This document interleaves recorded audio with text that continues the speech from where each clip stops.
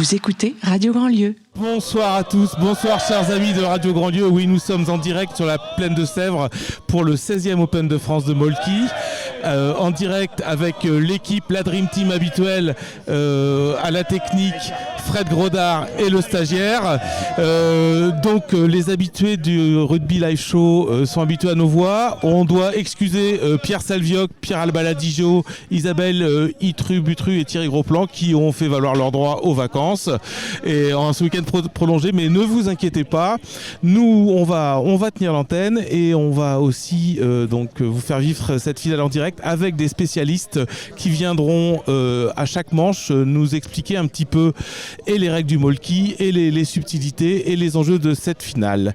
Donc nous accueillons Geoffroy. Oui, bonsoir ça, Geoffroy. Bonsoir à donc, tous. Est-ce que vous pouvez vous présenter un petit peu vos compétences en Molki, on n'en doute pas, elles sont grandes, mais expliquez-nous un petit peu qui vous êtes. Alors Geoffroy Gourdon, en fait j'ai été champion de France en 2013, champion d'Europe en 2016 et champion de France Interclub en 2017 et du coup j'ai porté le maillot de l'équipe de France en 2016. D'accord, donc vous avez participé à des championnats d'Europe, du monde De tout.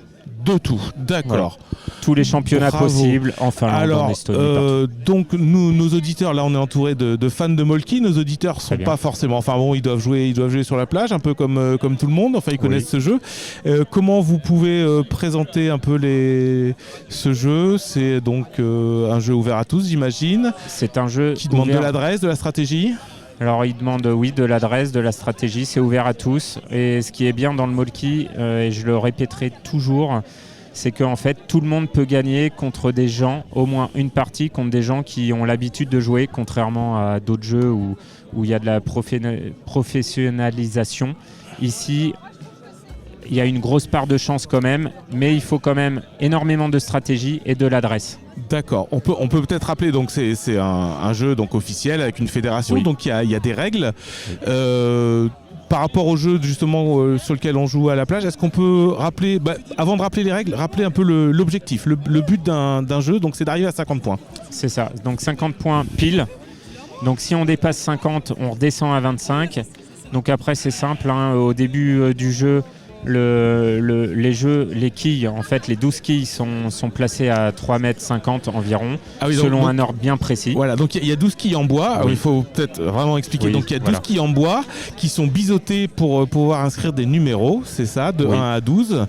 Donc si on fait tomber une quille, on gagne le nombre de points qui sont inscrits dessus. Oui. Et si on fait tomber plusieurs quilles, on gagne le nombre de points de quilles qui sont tombés. Exactement. Donc par exemple, si on fait tomber la 10, c'est 10 points. Mais si on fait tomber la 10 et la 8, c'est 2 points.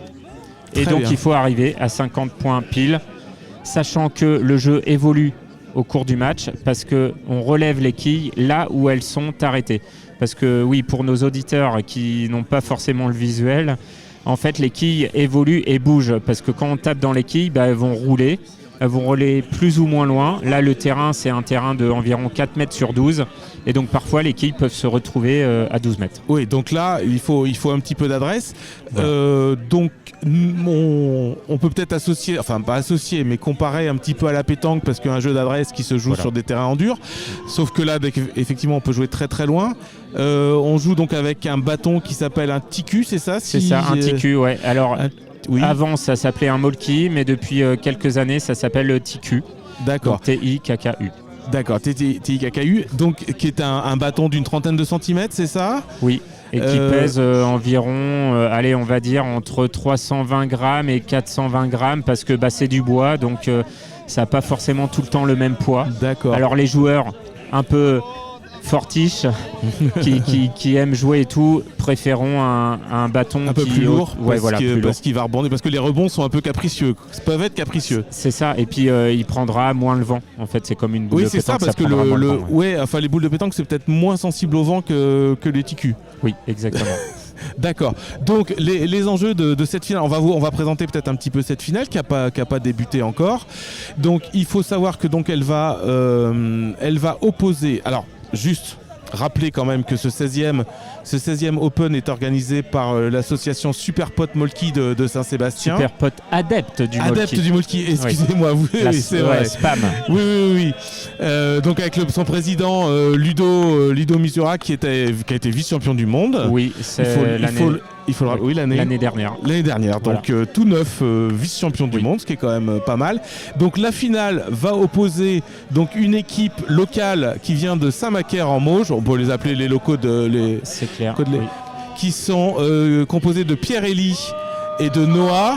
Ah oui, alors à savoir que Pierre-Élie, c'est son premier tournoi. Voilà, c'est ça, c'est ce que m'a expliqué un petit peu avant le match. Donc Pierre-Élie, c'est son premier ou deuxième tournoi. Il est associé à Noah qui lui est un adepte du Molki parce qu'il est numéro 3 français. Oui. Qu'il a été en finale en 2019 au Poiré-sur-Vie avec son père. Et donc là qui va vivre sa deuxième finale d'Open de France. Donc ils seront opposés à une équipe qui vient d'un petit peu plus loin, la Croix de Lorraine qui vient des alentours de Metz, avec Jimmy et Florentin qui eux sont habitués à jouer ensemble puisqu'ils ont été champions de France en 2021 à Angers. Donc voilà, je pense que les joueurs sont prêts et que ça va pouvoir partir. Oui, champions de France, et d'ailleurs je rajouterais même, ils ont été vice-champions d'Europe en 2023. Ah oui, et ils avaient oublié de me le dire. Voilà. Bon, ils nous avaient battus en quart de finale, donc on s'en souvient très bien. Il faut savoir que, un peu comme au tennis, là vous entendez l'ambiance, donc c'est vraiment très très chaud. Il y a du monde. Il faut savoir qu'il y avait 310 équipes sur 2 jours qui ont participé, donc beaucoup de participants sont restés en ce dimanche soir. Il faut savoir que donc comme au tennis, donc ça demande de la concentration. Donc entre les coups, enfin au moment des coups, le public est plutôt silencieux. Donc nous on n'essaiera pas de faire trop de bruit, de parler doucement. Voilà. À la différence de Roland Garros, il n'y a pas de ramasseurs de balles, il y a des ramasseurs de TQ.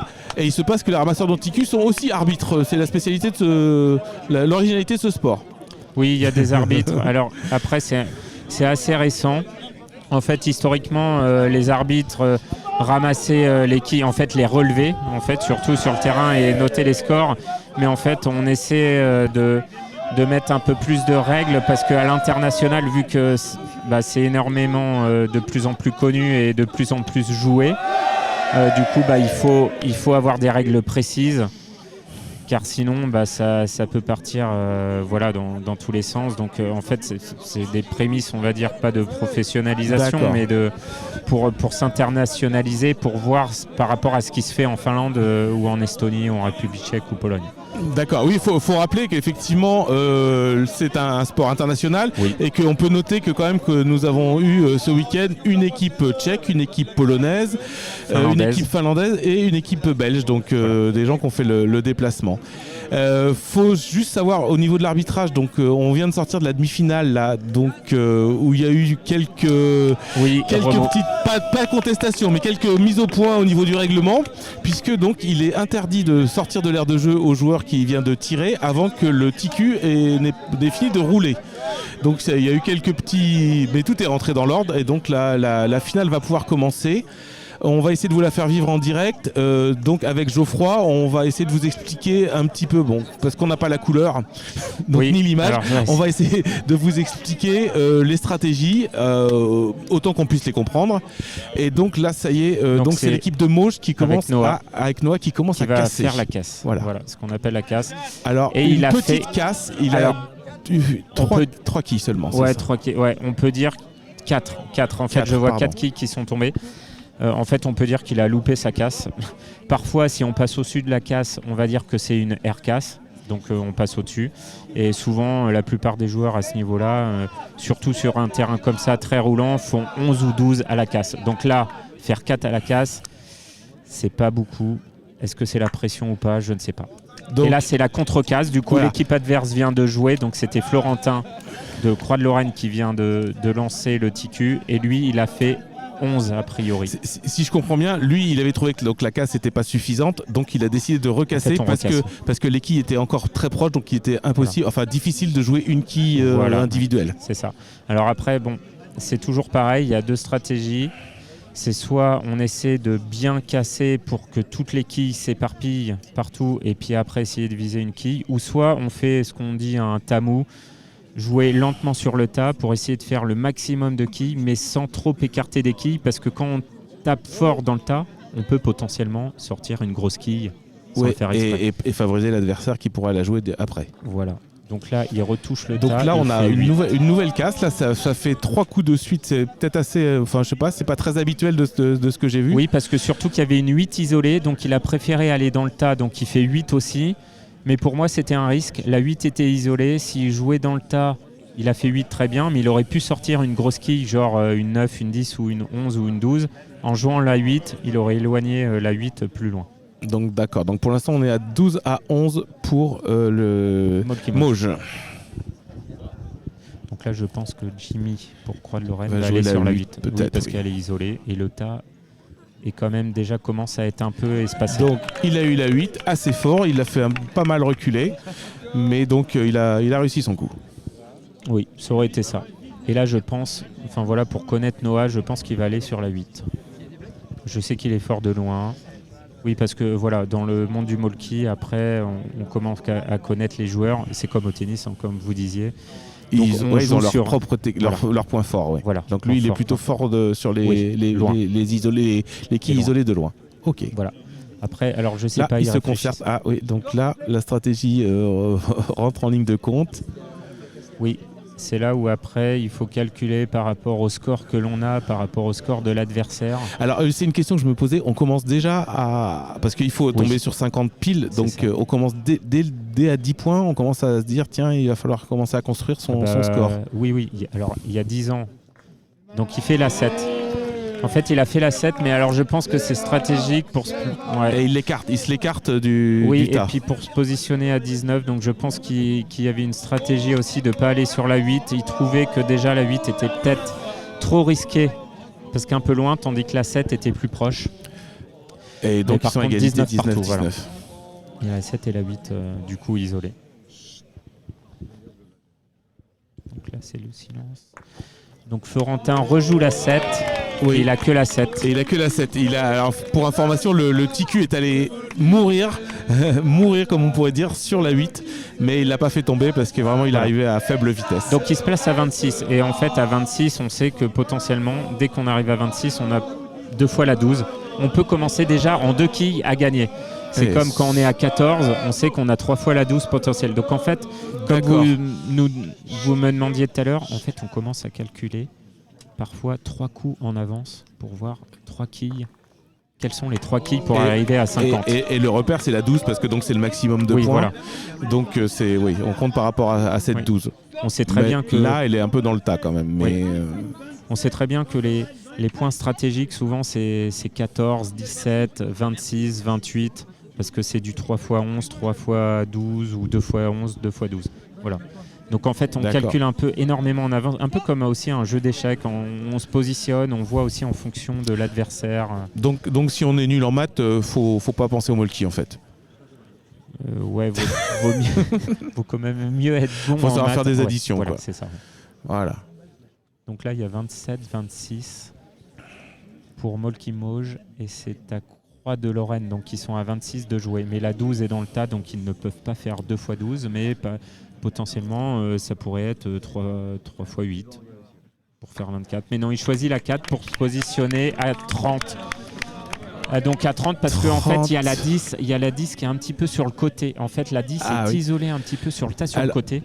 Oui, alors justement, elle est sur le côté, mais elle est quand même très proche de notre quille. Donc il y a plusieurs façons de lancer le TQ. On peut le lancer horizontalement et verticalement. Voilà. Et on peut même le lancer, je dirais, façon pétanque pour qu'il roule pas trop, c'est ça, pour lui donner un effet rétro. C'est ça. Mais donc ça, c'est à la fois technique et stratégique. Voilà. Donc là, je pense qu'ils ont fait ça parce qu'ils que la 10 est très très proche du reste. Mais en bâton droit, ces joueurs-là sont totalement capables de l'avoir, donc potentiellement ils se mettent à 2 x 10. Tandis que les autres qui sont... A priori, il va la lancer horizontalement. Non, il va sur la 8. 27, il a joué la 8. 27 et 8, 35. Oui, parce qu'il y a la 5. Donc en fait, alors là, en fait, c'est toute la stratégie du molki. Il se positionne à 35, les autres sont à 30, parce qu'en fait, les autres ont 2 x 10, et Molki Mauge à 10 et 5. Donc c'est-à-dire que là, logiquement, Florentin, Roi de Lorraine va faire la 10, il se positionne à 40. Les autres vont défendre la 10, ils seront à 45. Et avec un peu de chance, la 10 se retrouvera au fond. Et les autres auront la 5. Et la 10 sera compliquée, donc ils repassent devant. Alors j'espère que vous avez compris, et parce que vous n'avez pas les images. Même moi avec les images, j'ai eu du mal à comprendre l'explication. Mais il fait 10 et 5, donc il fait que 2 points. Et il est encouragé par le public qui lui dit c'est pas grave, parce que quand même ça se passe dans une ambiance plutôt sympathique. Et voilà. Donc là il est à 32 et les autres sont à 35 et la 10 et la 5 sont ouvertes. Sont ouvertes, elles sont sorties. On peut dire qu'elles sont en queue de peloton, c'est-à-dire qu'il faut passer au-dessus du tas, mais elles sont à 40-50 cm derrière, donc c'est tout à fait jouable avec un petit peu de finesse.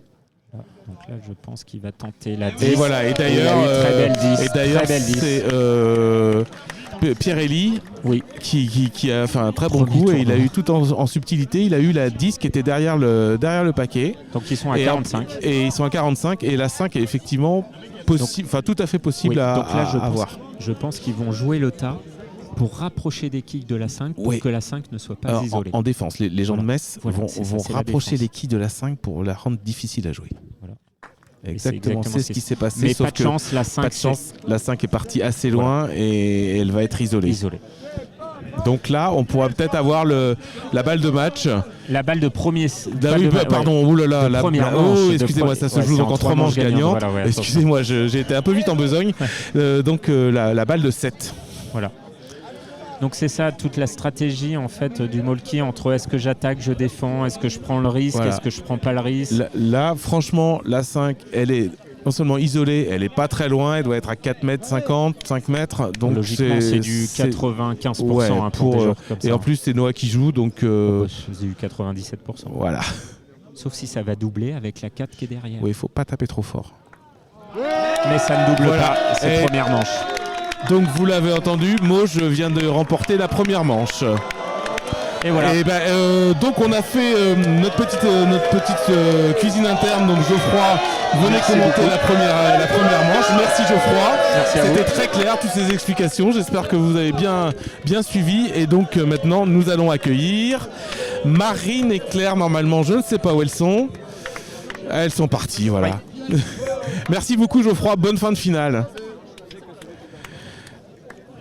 Alors, donc en attendant mes consultantes qui sont je ne sais pas où, on va parler quand même un petit peu du Molki parce que voilà, est-ce que vous pouvez vous partager le micro? Mais alors ça va être compliqué parce que quand il y a du bruit, quand il y a du bruit, je sais pas si on va vous entendre, il faut bien mettre le micro contre votre menton.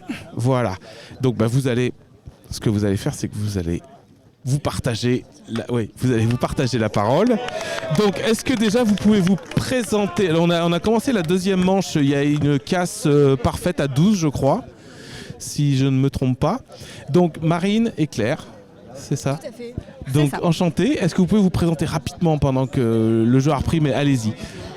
Alors, vous présentez bonjour. Bonjour. En termes de Molki, bien sûr. En termes de Molki, bien sûr. Alors, je m'appelle Marine et moi, je joue avec l'équipe des Didier.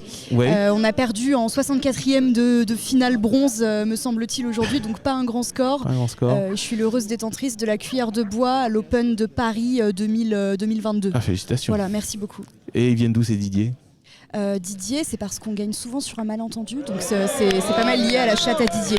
La chatte à Didier, d'accord. Voilà. Ok. Didier Deschamps. Je précise parce qu'on n'est pas habitué à avoir des footeux. On a des rugbyman souvent sur cette antenne, mais très peu de footballeurs. Voilà. Et alors moi c'est Claire, donc moi c'est le club Eud-Molki. On a un club qui vient du nord de la France, Saint-Amand-les-Eaux. Eud-Molki, ouais. Exactement, le Ch'timi. Et donc nous on est détenteurs du titre de champion de France 2017. Et là on a terminé en 16e de finale. Donc un beau parcours pour cette journée. Félicitations. Donc on va vous demander de commenter un peu la stratégie, ce qui se passe. Donc pour l'instant, le temps qu'on en parle, la stratégie avance rapidement. Metz, la Rennes a déjà 20 points contre 8 pour les locaux de Mauge. Molki-Mauge. Molki-Mauge, oui. D'accord.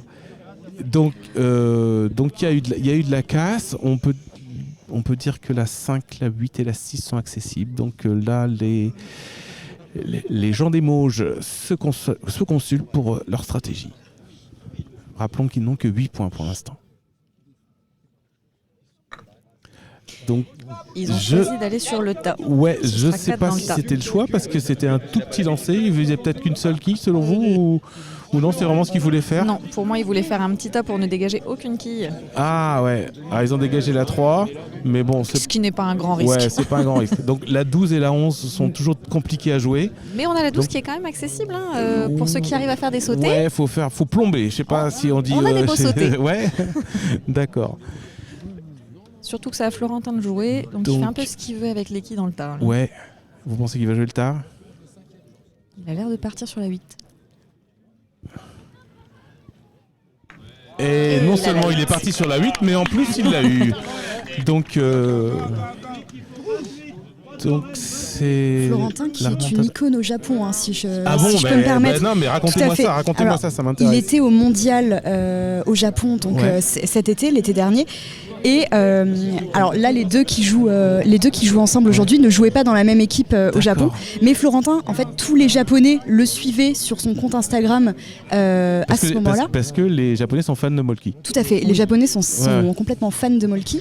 Et Florentin était très suivi sur Instagram. Et donc même à partir du moment où il est arrivé au Japon, tous les Japonais ont voulu jouer avec lui absolument.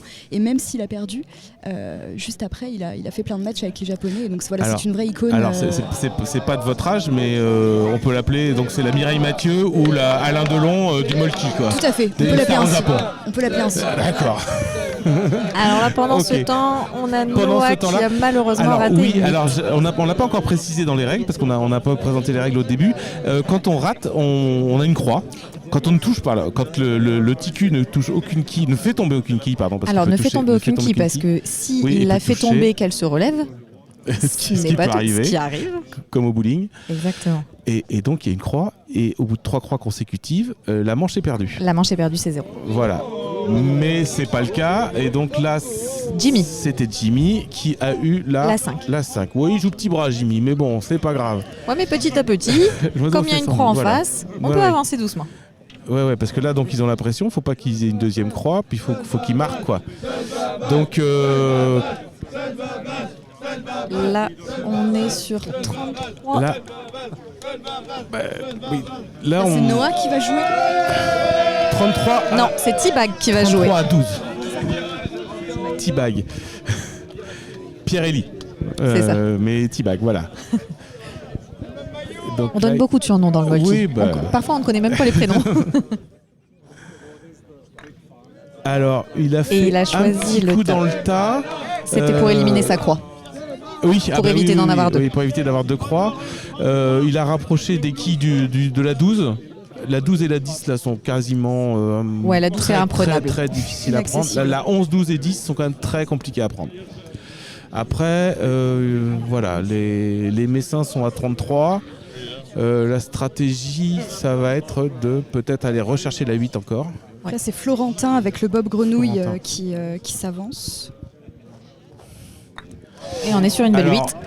Heureusement, on est à la radio. Vous n'avez pas à subir le Bob Grenouille parce qu'effectivement, comment dire.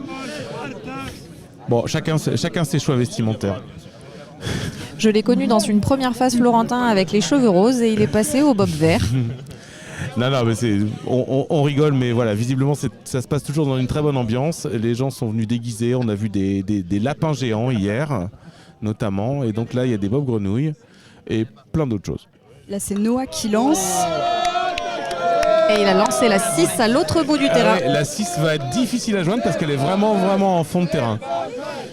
Alors, je ne sais pas s'il a fait ça pour éliminer pour rendre difficile la 6 oui, complètement. Ouais, c'est ça. Et à nouveau, pour l'anecdote, parce que son 40, oui. Noah a grimpé le Kilimandjaro et c'est peut-être aussi pour ça qu'il se retrouve au sommet aujourd'hui. Oh là, c'est beau ça. Il a remis les claquettes chaussettes au goût du jour également. Il a fait le Kilimandjaro en claquettes chaussettes ? Je ne pense pas. Donc là, ils sont à 41. Donc il va falloir... ils ont choisi c'était pas ce qu'ils souhaitaient. Ouais. Je ne sais pas si c'était leur choix, mais non, donc il en a fait tomber 5. Il en a fait tomber 5 et il a dégagé la 10. 46. Ce qui l'intéresse maintenant, ça va être la 4 qui est malheureusement bien cachée. Qui est à côté de la 9 et un peu derrière la 12. Derrière la 12, ouais. Ça va être très très compliqué, mais en jouant subtilement, il devrait peut-être la tenter. Alors c'est faisable.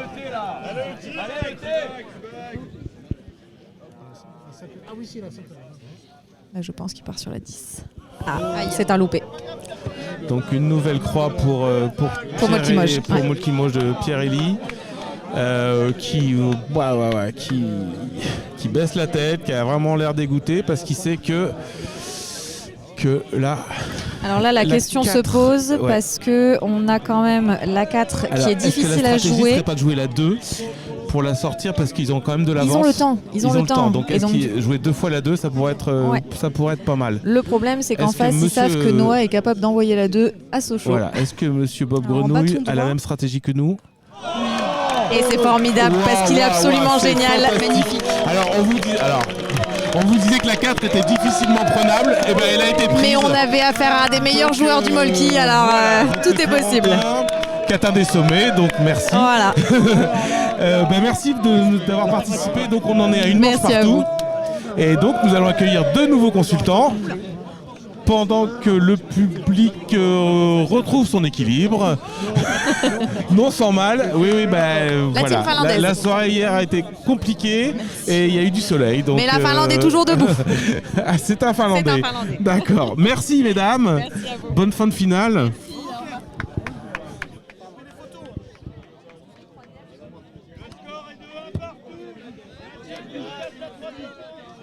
Alors, notre troisième consultant qui arrive dans une tenue de corsaire magnifique, qui est Greg.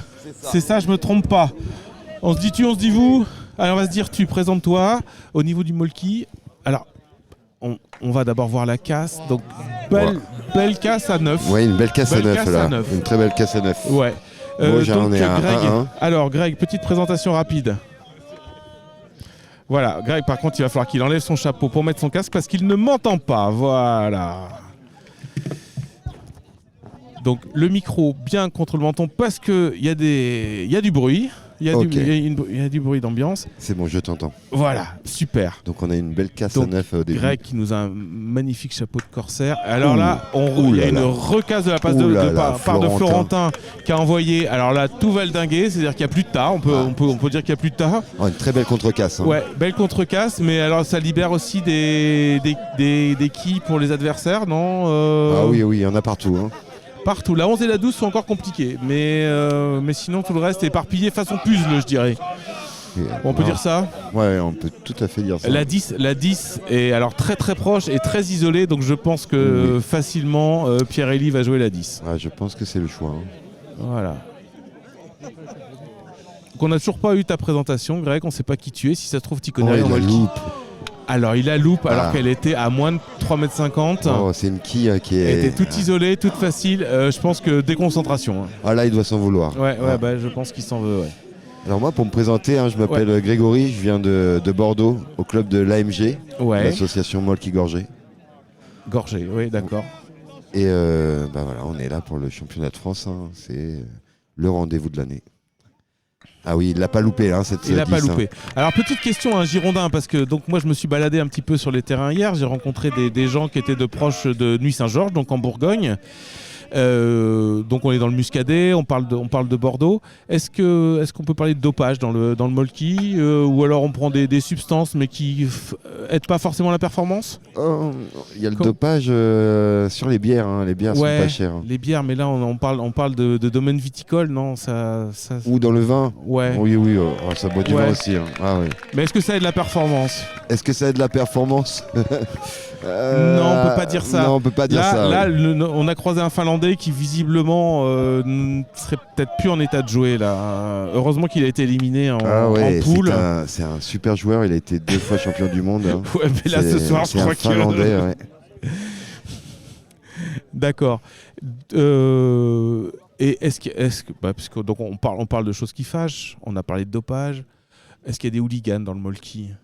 Non, alors on a beaucoup de chance. Parce qu'il y a eu des contestations contre l'arbitrage tout à l'heure en demi-finale. On a cru que ça allait partir un petit peu à la mandoline, comme on dit au rugby, mais ça s'est vite calmé. La mise en place des règles, c'est assez neuf dans le molki. Donc là, c'est sur ces premiers tournois où on essaye de mettre un arbitrage un peu strict au niveau phase finale, en demi-finale. Et voilà, quand l'arbitre dit qu'il y a croix alors que d'habitude ça passe, c'est sûr que ça a du mal à être avalé par les joueurs. D'accord. Est-ce qu'il y a des cartons rouges, jaunes Non, il n'y a pas de carton, il n'y a pas de système de carton.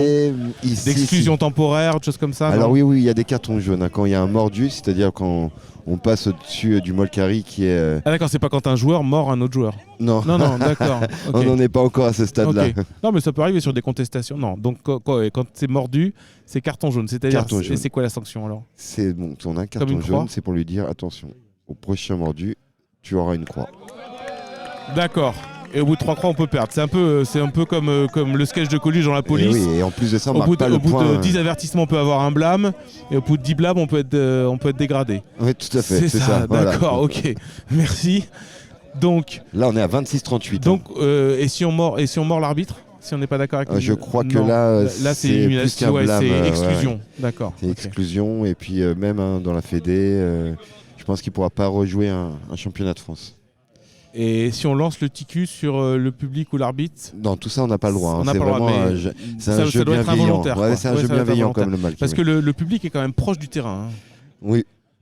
Ouais, il peut y avoir des chevilles qui partent à coup de TQ. Ouais, c'est sûr. D'accord.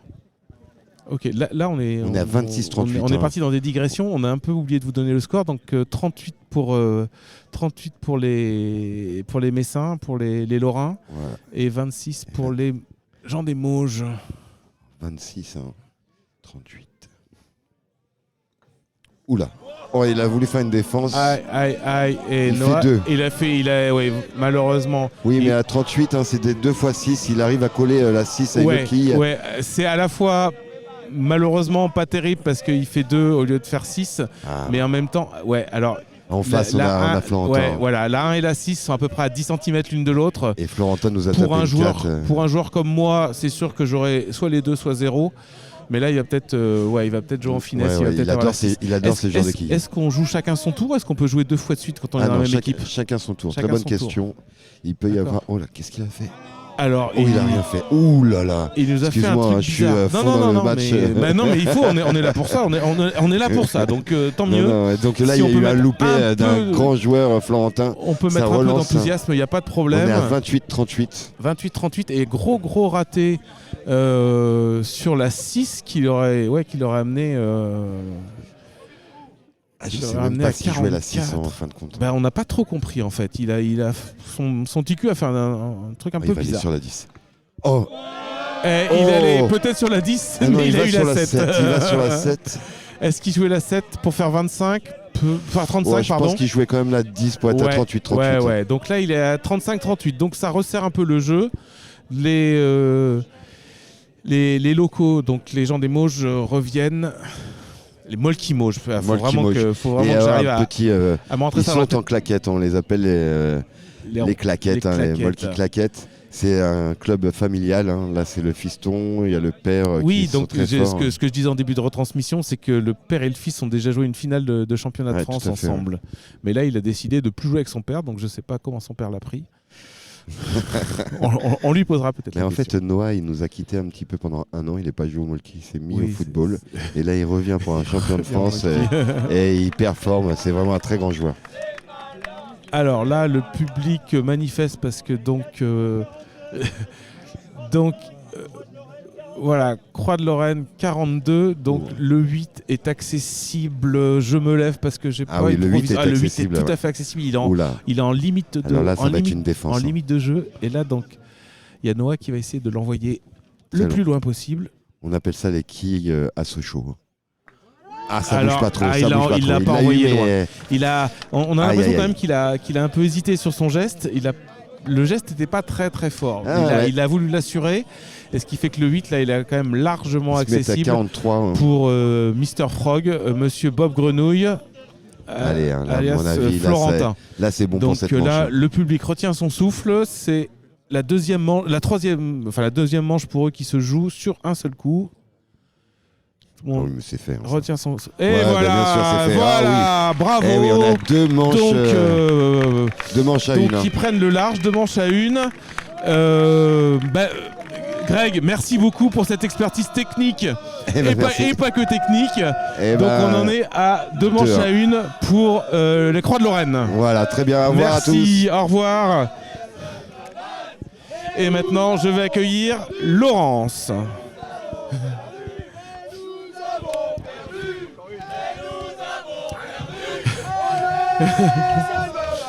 Voilà, donc vous écoutez avant de, alors qu'on remet en place l'équipe, vous entendez le public content d'avoir perdu, mais content d'assister à une 4e manche. Donc Laurence, bonjour. Salut. Alors on va se dire tu. Oui, je vais te demander de mettre le micro bien contre le menton parce que l'ambiance est en folie, donc faut qu'on puisse t'entendre.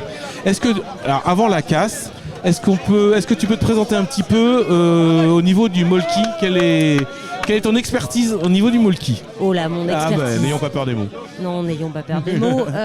Écoute, je joue au molki depuis maintenant 10 ans. Ouais, où ça?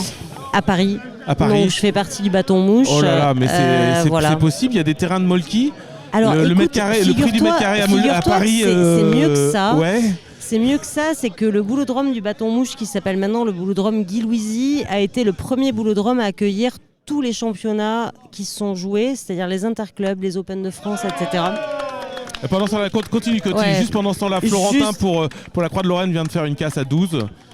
Si je me trompe pas. Absolument. Une belle casse. Une belle casse à 12. Alors, et en fait, c'est le premier club qui a accepté par la volonté du président de la pétanque d'accueillir le molki en France, qui fait que les 2 premières années de molki, tous les championnats organisés par Paris ou pas par Paris, même par Angers, sont tenus à Paris dans ce boulodrome qui est en face de la Foire du Trône. Ah oui, d'accord.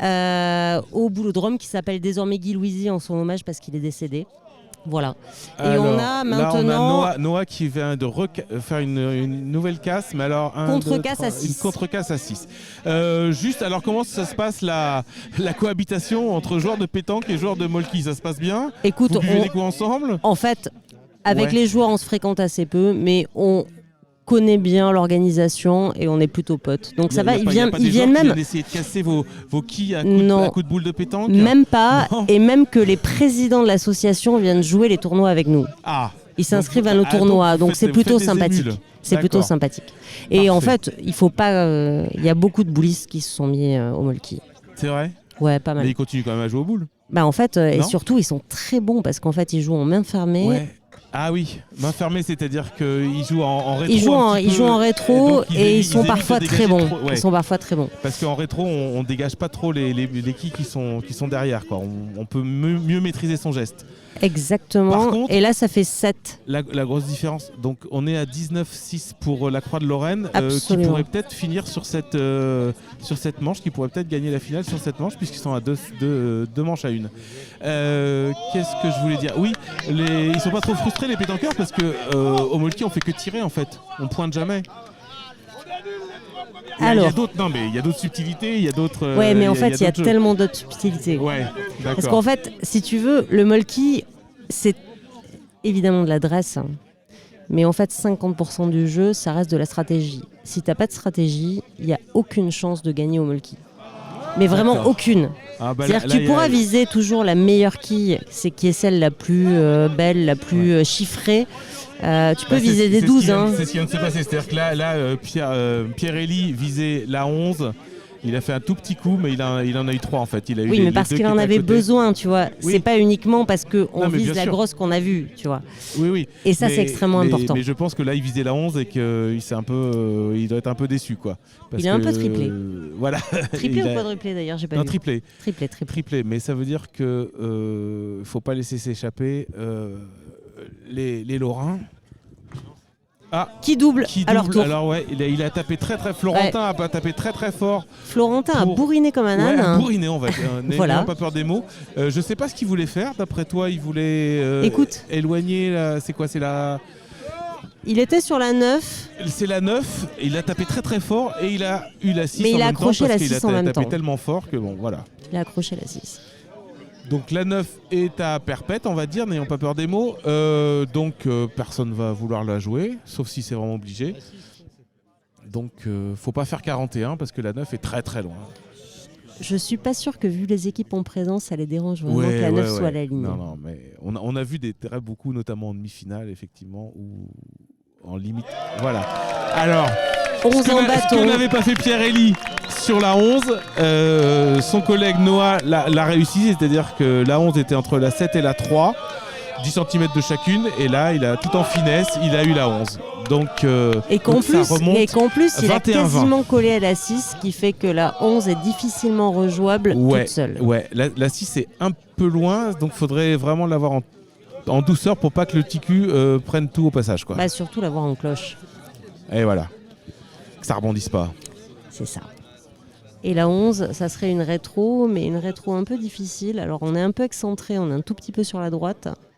J'imagine qu'elle est un peu mieux placée quand on est face au jeu, mais elle reste compliquée. Elle reste compliquée. La 12 est jouable tout en finesse, mais bon, elle est quand même pas loin du tas quand même. Pas loin du tas, derrière la 4. D'ailleurs, il va pas jouer la 12, Jimmy. Voilà. Alors, une 5 à peine touchée, mais touchée c'est joué. À peine effleuré, il a effleuré la 5, mais ça suffit. Voilà. Peu importe, toucher c'est joué. Tombé, vu qu'il n'y a toujours pas de note d'élégance au Molki, mais est-ce qu'il faudrait pas instaurer ça ? Un +2 ? Tu veux dire un +2 pour l'élégance, un +2 pour le geste ? Ouais, pour l'élégance. Non, mais au moins un prix spécial. Un prix spécial pour une récompense à la fin de la journée. Écoute, tu veux que je te dise parce qu'on pour peut le être très nombre... mauvais. Moi, par exemple, moi qui suis très élégant, par exemple, je pense être très mauvais au Molki. Mais ça, pour m'encourager, ce serait pas mal de me donner une récompense. Non, bon. C'est vrai que c'est pas mal, mais pour le nombre de fois on est raccro sur des quilles, les toucher c'est déjà pas mal. Ouais. Donc Jolie voilà, Pierre-Élie se rattrape. Là aussi, tout en finesse, la 7, parce qu'il risquait quand même d'avoir 2-3 quilles derrière s'il tapait trop fort et il les a pas touchés. Donc très bien. Non, voilà, joli 7 en cloche qui touche pas la 5. 27-26, c'est très serré. Et là, c'est Florentin qui prend le TQ. Qu'est-ce qu'il va faire ? À mon avis, il va viser la 11 en rétro. Je me trompe peut-être. Je pense qu'il peut jouer... là. On avait dit que la 12 était compliquée. Et bah, il l'a eu tout en finesse. Le truc, c'est qu'à 27, t'as 12 et 11 pour finir. Selon les... Donc la stratégie commence à jouer là. Exactement. Et selon les forces en présence, tu sais que ton camarade est plus capable de faire une quille qu'une autre. Ouais. Il se trouve que je pense que Florentin se sentait très bien sur la 12 et qui va laisser la 11 à son camarade qui sera une rétro mais avec un petit peu d'espace sur la 6. Ouais. Et la 12 et la 11 sont pratiquement libérés, enfin sont plutôt isolés quand même. La 12 notamment. Et de toutes les manières, s'il n'a pas la 11, il reste la possibilité de jouer 6 et 5. Donc je pense que Noah va essayer de sortir la 12 assez loin à mon avis. Ouais, c'est ce que j'avais dit. Alors, il a le double bénéfice, c'est-à-dire qu'il a eu la 12, donc il marque 12 points. Et il l'a un peu éloigné, mais pas beaucoup quand même. Alors, je te rappelle que les autres ont 11 à jouer. Ah, pardon, bah ouais, voilà. Bon, ben voilà, le score a évolué. Pas. Non, mais j'ai discuté avec toi et j'ai perdu la table des scores de vue.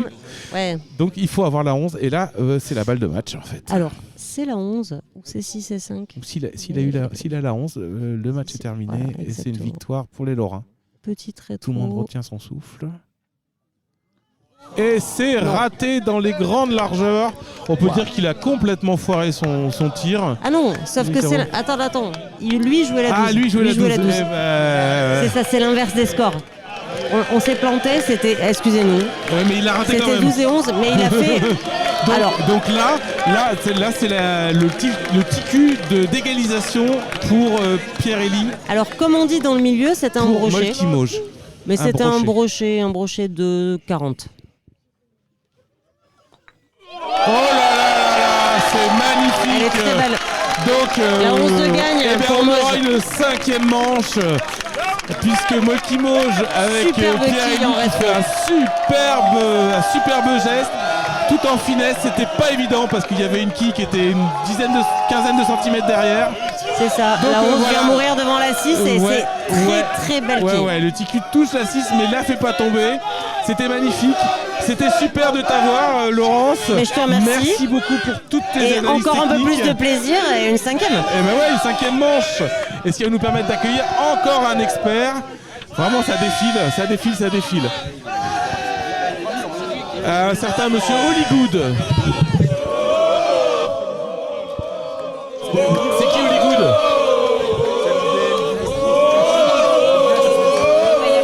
Il veut pas y aller? Marine, elle est passée. Bon bah c'est dommage parce que on va continuer avec Laurence, alors il n'y a pas de problème, sauf si t'es pas d'accord, mais on est plutôt bien parti. Ah non, bah alors, excuse-moi Laurence, mais là on va... Voilà. Donc... Nous accueillons... Alors, sans vouloir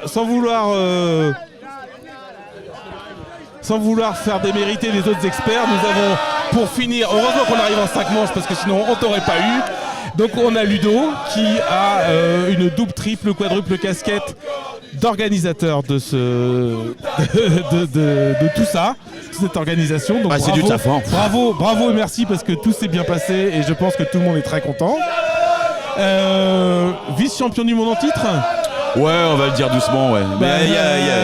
Ouais, quand même. Il y a vice en trop. Ça en pose fait. son bonhomme. Il y a vice en trop. Ouais, mais une finale, ça se gagne, comme on dit. Voilà, ça s'est fini en Merci combien de manches? rajouter. Ça s'est fini en combien de manches? Écoute, ça se joue en 4 manches gagnantes. On menait 2-0. Wow. On était comme super bien partis. On perd 4-2. Bon. Waouh. Ok. Est-ce qu'on peut rappeler que donc tu es de le nom de ton club qui est de Saint-Seb. Voilà, ça y est, j'ai perdu mes fiches. Ouais. Ah mais c'est la 5e manche, la journée a été longue. Mais donc, oui, et puis il y a le stress de la 5e manche. Donc là on repart à 0-0, on repart sur la casse. Ludo, je vais te laisser la parole. T'hésites pas à nous parler de tes ressentis, de tes analyses techniques. Mais prévisionnel aussi. Ça marche. Après coup, mais aussi avant coup en disant je pense qu'il va tenter ça. Donc c'est Florentin qui ouvre cette 5e manche qui sera la dernière quoi qu'il arrive. Exactement. Tout joue sur une manche pour être champion de France. Eh ben c'est 12. C'est 12. Très très belle casse, très fort, il a tapé très fort, il a isolé il a isolé. Ouais mais c'est pas très grave et il a la 5, comme d'habitude. La 5, la 7, la 12, elle est quand même non, elle est pas isolée. Non, tu la joues jamais. Elle est pas isolée. En sautant. Oui, non. Bon, mais en fait c'était une belle casse quand même. Toujours l'avantage de la casse, de toute façon 12 points. Ouais, 12 points d'un coup, déjà ça pose les choses. Ouais. Donc là il va jouer la 7. Ouais. La 7 qui est en queue de peloton. Voilà. Et il l'a. Voilà, c'est propre, c'est net, c'est noir. Voilà, qui a son fan club. Donc logiquement, elle n'est pas partie assez loin et je pense qu'il devrait pouvoir la rejouer. Jimmy va rejouer la 7. Et il y a une deuxième option, c'est pouvoir jouer devant tranquillement le tas. 12-7, en fait, déjà, il est quand même largement devant. Donc il pourrait jouer le tas. Effectivement. Par contre, au risque d'isoler des grandes quilles, des grosses trop, quilles, pas forcément. S'il joue sur la 1, il peut facilement faire un tas de 6 et peut-être 7 sans vraiment bouger. D'accord. Alors, est-ce qu'il va nous écouter? Je crois qu'il nous écoute pas du tout. Hein. Mais bon, il va en faire qu'à sa tête. Et il fait exactement ce qu'on a dit. Et il fait largement plus que 7. On va voir comment ça se relève en plus. Mais il est à 9 là, non? Il a 9 points, ouais. 9, waouh. Il a rien bougé. Belle contre-casse. Sauf la 1 qui est partie là-bas. Ouais. Waouh. La 1, elle est intéressante elle peut être intéressante à la fin. Elle peut être intéressante à la fin, ouais. Elle n'est pas forcément intéressante au début, mais à la fin, ça peut être intéressant d'avoir la 1. Non, il a fait un deuxième coup énorme. Ouais. Et là, ils prennent vraiment l'ascendant. L'avantage, c'était 21-7. Là, il est pratiquement obligé de jouer la 7. Ouais. Donc là, c'est Pierre-Élie qui joue. Et qui rate la 7. Le TQ passe juste au-dessus. Et voilà, donc il a une croix, et non seulement une croix, mais surtout, ça va permettre aux Lorrains de prendre le large parce qu'ils mènent déjà 21-7. Ouais. Donc là, c'est peut-être le tournoi le tournant du tournoi. Ouais. Donc là, 2 options, soit ce qu'on appelle on bonifie, c'est-à-dire qu'on va jouer le tas tranquillement, quitte à marquer 3, 4, 5 points, mais profiter de la croix de l'adversaire. Ou alors on l'assomme l'autre, on lui fout la tête sous l'eau et on joue la 7. Ouais, la 7 mais il faut absolument l'avoir, parce qu'autrement c'est un prêté pour un rendu. Exactement. Ouais. Ah, il va peut-être jouer la 6. Là, tout le monde retient son souffle. Il joue la 6, Et bien il a joué. joué la Bien 6 joué, qui était un peu isolé sur la droite, à courte distance. Donc il assure la 6 et il la libère pour éventuellement un coup ultérieur. 27-7. Il va falloir serrer les fesses pour les. Ouais. Qu'est-ce qu'il pourrait faire là? Il pourrait essayer d'avoir la 11 en finesse peut-être Non, ça pas. Non, il pourrait éventuellement, mais la 11 est très proche de la 4, mais elle est très proche aussi du jeu, c'est-à-dire qu'elle est à 3,50 m. Donc après, voilà, panache, pas panache, prend des risques quand on est à 27 à 7, peut-être que c'est le moment de. Voilà, c'est une vraie option. Hein. Ouais, c'est une vraie option, sauf que s'il double 27-9, la partie va être très très très très critique. Ouais. Si, il va essayer parce qu'il a une prise. Là, il a une prise. Non, excusez-moi. Si, tu as raison. Il va peut-être essayer un truc. Là, c'est un peu coup de poker. Il a sa prise rétro, peut-être la 8. Peut-être qu'il va essayer de jouer la 8. Non, il joue la 11, tu as raison. Oh là là, il est plein bois. Et il a pas assez subtil, pas assez fin le geste, et donc il en fait tomber 4, ce qui l'aide pas trop parce que ça l'amène à 11, mais ça reste 27 à 11, donc pas terrible. L'intérêt donc, les Lorrains se concertent. L'intérêt du coup de rétro, c'est vraiment d'être au pied de la quille. Là, il l'a joué plein bois et ça fonctionne pas. Voilà, soit ils peuvent. Pourquoi pas jouer juste la 4 qui leur conforte donc leur avantage. La 4 est à droite, pas loin, elle est à 4 mètres à droite toute seule. Après, tu as la 7 qui leur reste à une distance très convenable. 31. L'idée, peut-être la 7 quand même, ça leur ferait monter à 34. Les grosses, les quilles qui valent beaucoup de points sont encore très proches les unes des autres. 10, 11, 12 sont très très proches. Voilà, il se contente de la 4. Il a joué la 4. Ils ont de l'avance. Donc ils jouent sécure. Ils jouent la sécurité. Ils avancent doucement, quoi. Alors le public ne réagit pas forcément toujours sur ce genre de coup. 4, ça paraît. On peut se poser la question. Mais en fait, c'est un coup qui est. Ouais, mais on l'avait pronostiqué. On connaît vraiment ce jeu. Je sais pas. Par rapport aux commentateurs que nous sommes, forcément non. Non, mais ils n'ont pas notre expérience. Non, on plaisante. C'est tous des joueurs. On a que des joueurs émérites. Je rappelle qu'il y avait quand même 310 équipes, c'est ça, hier matin et pendant 2 jours. Donc c'est quand même une sacrée réussite, quoi, venue de toute la France et des alentours. 31-18. Faut rappeler aussi que, comme on disait au début, c'était ouvert à tous. Exactement. Donc même les amateurs qui avaient joué à ça à la plage pouvaient venir s'inscrire pour s'amuser. Donc là, Florentin, ça lui ressemble pas à rater la 7. Il a mis un grand coup dedans. Non mais il a vraiment, je sais pas, il voulait la sortir ou je sais pas. Non, il voulait juste la voir, mais après c'est son jet un peu naturel à Florentin. Et en fait le TQ est venu, il n'était pas vraiment très horizontal, donc il a tapé d'un bout et il a raté la 7. Donc ça fait une croix et ça donne peut-être un petit sursis. Un petit sursis, exactement. À Molki Moj qui va jouer la 7 aussi, remonter. Puisque c'est la quille la plus jouable à une distance largement envisageable. Et c'est reparti. C'est raté aussi. Ah là là, il y a des fourbons sur ce terrain peut-être. Ouais, là c'est. C'est dommage parce que là vraiment, il y avait un moyen de revenir. Il y a 31-18. Il est remonté à 25-31. Là, c'est peut-être. Il a peut-être laissé passer sa chance, Noah. C'est Noah qui jouait, oui, c'était Noah. Ouais. Donc là, pareil, soit il joue la 7, soit il se contente d'un petit A pour enlever sa croix. Peut-être, oui. Ah oui, oui, parce qu'il faut pas oublier. Donc la croix, ça peut. Et comme il mène largement, ça peut stresser d'avoir une croix. Voilà, il va taper. Il a tapé, il en a eu 3, si je compte bien. Ça fait 34 et il a sorti la 10. Oui. Il leur manque 16 et il y a 10 et 6 qui est sorti. C'est toute seule au milieu, un peu loin, mais toute seule. Et il y a 9 et 7. Et la 10 est sortie. Ouais. Ah ouais, là. T'as la 10 et 6. Là, en fait, ça va compliquer les choses pour Molki Moj, là, vraiment. Bon, après, elles sont loin et Molki Moj va jouer une des deux et ils vont essayer de l'envoyer encore plus loin. Ils vont jouer la 10, donc je pense. C'est pas simple non plus. Ils vont essayer de jouer la 10, à mon avis. Oui, ils n'ont pas le choix. Pour l'envoyer la plus loin possible. Le public retient son souffle. Oh là là. Alors, il l'a eu. Il l'a eu, mais il l'a effleuré.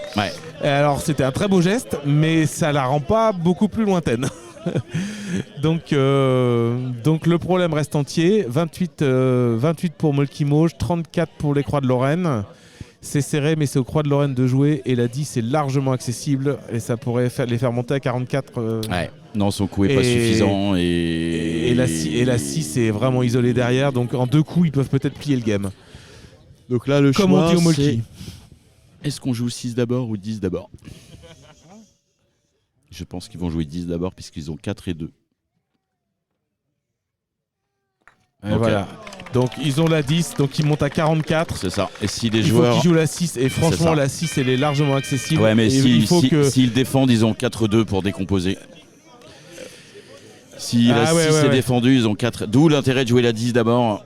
Bah oui.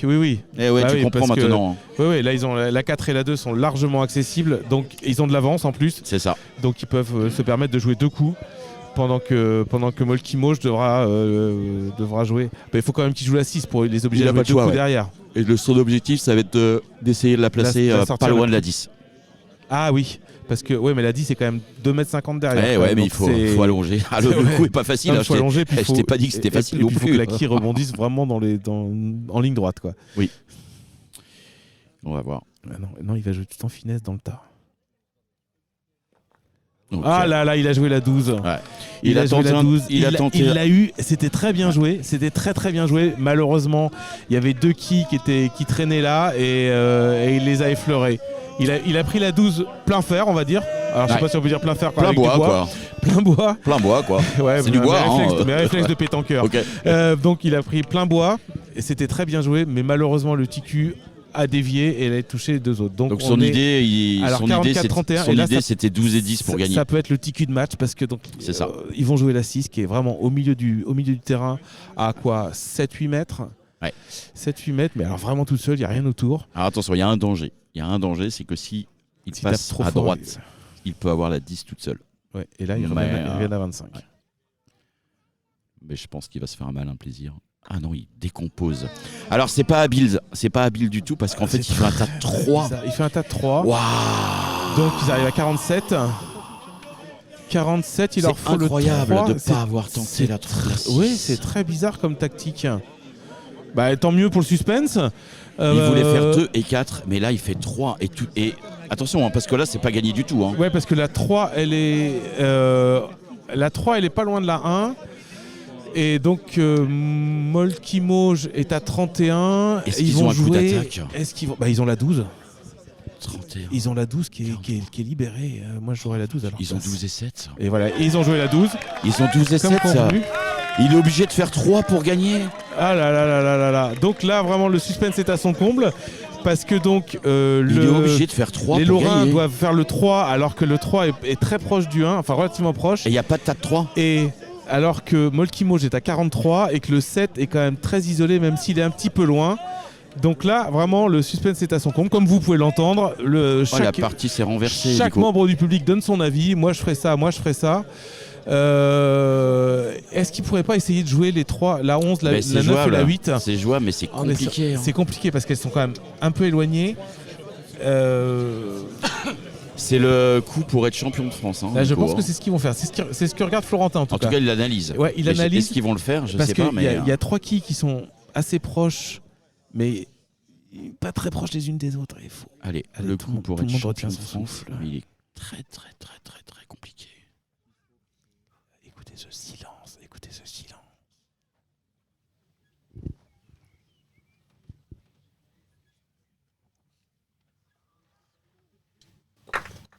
Oh là,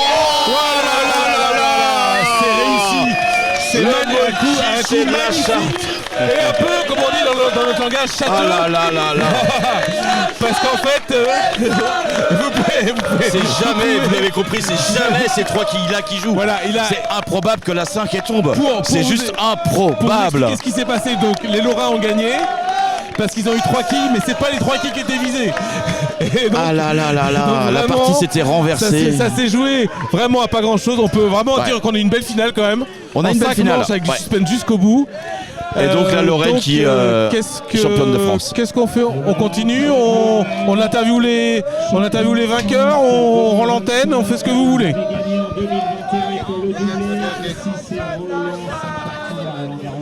Belle finale. Donc c'est une magnifique finale. Qu'est-ce qu'on peut dire? Parce que moi j'avais prévu plein de choses à vous raconter. J'ai pas eu le temps parce que c'était tellement passionnant cette finale que voilà.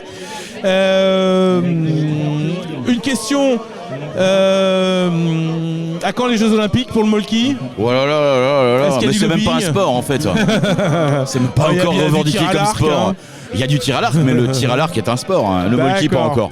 Mais quand on voit le degré d'adrénaline que ça a suggéré et suscité en tout cas à travers cette finale, on voit qu'on se rapproche du sport. Hein. Voilà. Donc la légende dit qu'en fait c'était les bûcherons finlandais, c'est ça, qui avaient des chiffres de bois, qui savaient pas quoi en faire et qui ont inventé ce jeu, c'est vrai? Pas vraiment, c'est un peu édulcoré. Hein. C'est un peu édulcoré. Je cherche du regard si je peux.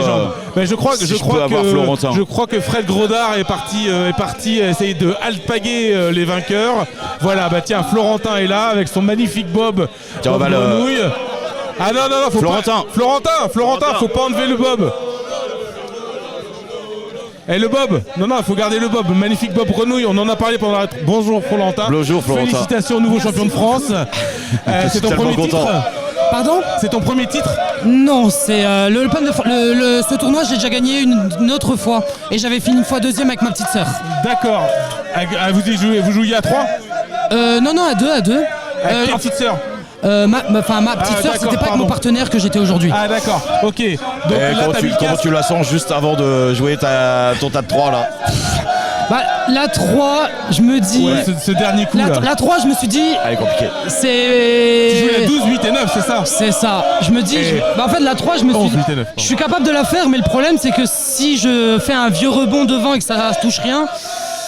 Bah on peut rien faire, en plus je sors pas la 1 quoi. Ouais, parce que sur la 5e manche vous étiez super bien parti.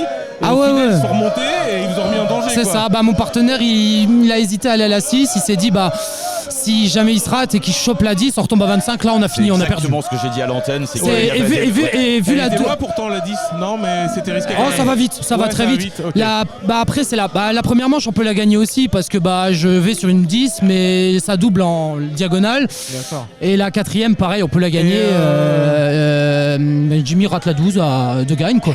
Donc mais belle finale, tu as quelques expériences de match là, c'était quand même une belle finale. Ah oui, moi, je suis pas un grand spécialiste mais bon, suspense jusqu'au bout, 5 manches. Ah bah 5 manches, ça... Il y avait du suspense, effectivement. Bah, on se dit on va gagner la première, ah bah non on la gagne pas. non c'est... Molki de toute façon c'est jamais fini tant qu'il n'y a pas 50 sur la feuille, hein. Ça de toute façon dans tous les cas... D'accord. Ouais bah nous on a essayé de suivre vos stratégies donc d'accord. On s'est pas trompé. J'avais proposé les 3 sur la fin. Ok. J'avais proposé ton coup. Ouais. Bah, j'aurais pas réussi personnellement. Mais c'était un beau coup à tenter. Mais c'est aussi la preuve qu'il y a plein de stratégies possibles. Bien sûr. Et que ça peut se discuter et que chaque coup peut se discuter. Après le tas de 3, j'ai un gros coup de chance quand même. Parce que. Mais en fait, je suis pas spécialement un grand chanceux, on va dire. Ça m'arrive rarement, mais surtout sur l'état, je déteste finir sur en fait, il y en avait 2 qui étaient serrés et une qui était un peu plus à côté. Je chope malheureusement les deux, mais le TQ continue à rouler, tourne sur lui-même. C'est ça, et j'ai la chance d'en choper une 3e. D'accord. Bon, bah il faut un peu de chance, quoi, on va dire. Bravo à toi. Bon, vous avez fêté ça, vous rentrez pas à Metz ce soir quand même? Moi aussi. Ok. Bon courage. Bravo. Tu reviens au auréolé d'un titre de champion de France. Malheureusement le Molki ça c'est pas rémunéré du coup. J'ai pas de salaire du coup bah je dois aller travailler demain à 7h. Ah bon mais demain c'est férié non même pas. Non pas chez nous. C'est ça malheureusement. Ah c'est moche. Ça pique. En plus normalement je devais être d'après-midi. Demain matin ça va piquer quand même. Ah normalement je devais être d'après-midi en plus mais comme c'est la journée de solidarité. Je te promets que quand tu gagnes un titre de champion de France le lendemain t'as des flux super bonnes. Il est sympa ton patron. Bah viens avec ta coupe, si t'arrives un peu en retard, prends la coupe avec toi pour arriver au boulot. Pour justifier, allez. Ouais. Oula. Ok, bon bah merci beaucoup Florentin. Merci Florentin. On a suivi ça en direct sur Radio Grand Lieu, ça nous a fait bien plaisir. Super, bah merci beaucoup. Merci beaucoup. Salut. Merci. Et bravo pour le Bob Grenouille. Le Bob Grenouille, il est présent. C'est ma copine qu'on appelle la Grenouille, mais je le mets moi. Voilà, donc merci, félicitations à Jimmy qui est parti déjà, je sais pas faire quoi, mais... Voilà. Donc, merci beaucoup. Je rends la parole à Fred Grodard qui nous a fait une réalisation aux petits oignons avec le stagiaire. J'espère que ça vous a plu cette première tentative. Écoute, c'est super. Merci Ludo, merci à toute l'équipe. Voilà, on a eu des petits problèmes techniques pour le direct, mais en tout cas, déjà tout est dans la boîte. Et puis, voilà, j'espère que. Il y aura d'autres occasions. En tout cas, on a passé un très très bon moment. Merci beaucoup à vous. Un dernier mot pour... Merci. Non, merci. C'est un super partenariat et c'est vraiment hyper bien. T'as passé un bon week-end? Stressant peut-être un petit peu. Demain, ça ira mieux. En fait, on propose ça pour les joueurs, on propose ça pour le public. Et oui, j'ai passé un bon week-end pour ça. Après, c'est une organisation forte. Mais bon, on est content. Bon, merci en tout cas. Puisque on sait que vous êtes nombreux à nous écouter.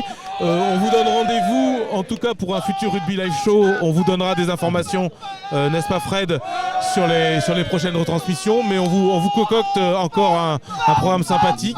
Tout à fait, on sera là pour... Et tenez-vous au courant parce que pourquoi pas, on pourrait peut-être commenter d'autres événements sportifs majeurs qui se passent sur la région. Tout à fait, je crois qu'on a un contact avec le Palais, avec des concours de Palais, ça serait génial.